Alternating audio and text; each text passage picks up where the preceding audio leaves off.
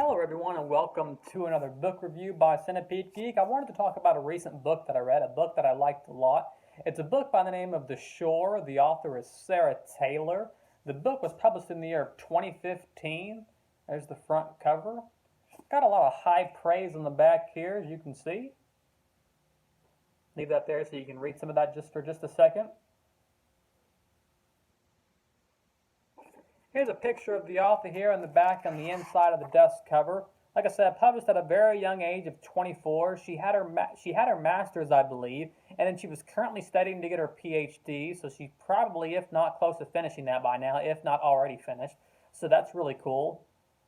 Such a young author, and to be published a book at the age of 24 and have PhD and masters and all that. So it's crazy to think about. Once again, called The Shore.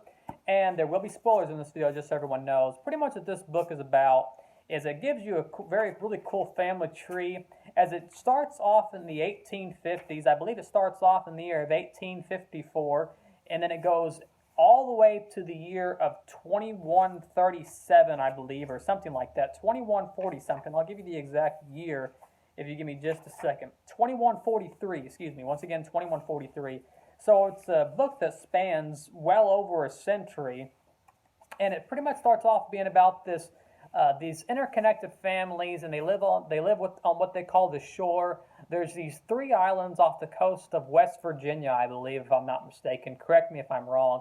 And it's like this family that everyone has forgotten about, and it's pretty much about how their lives and how their families are connected. They go through a lot of not only physical abuse, but they go through a lot of mental trauma and mental abuse, and because of that, the daughters have been, abused and sexually raped and assaulted when they were younger, and they lash out on certain people and kill who was responsible, end up killing their father, become foster childs, lost in the system later on in their life.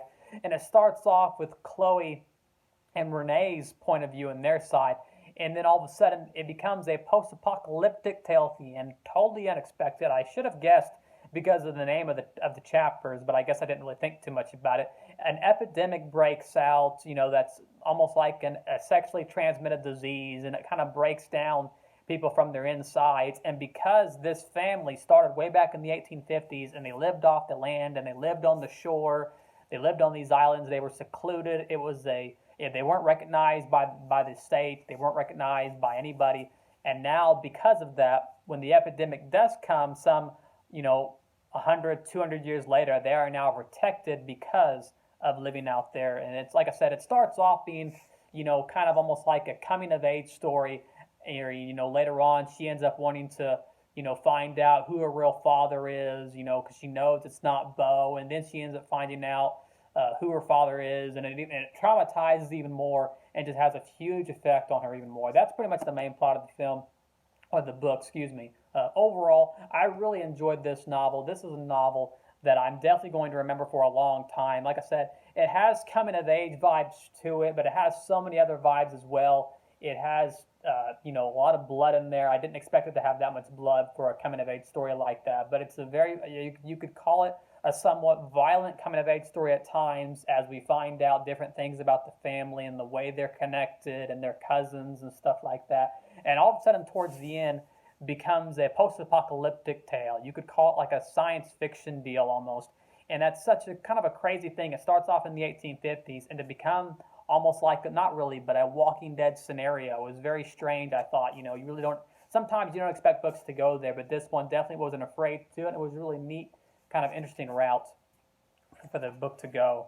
Overall, a great novel. Some of the inside pages here, I'll show it to you guys. And then it's got a really cool family tree that I was constantly going back to.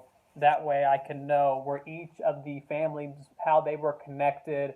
Like I said, starts off with Andrew Day way back in like 1854, and then jumps all the way to like 2020.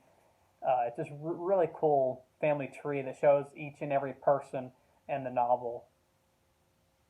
Let you guys look at that real quick.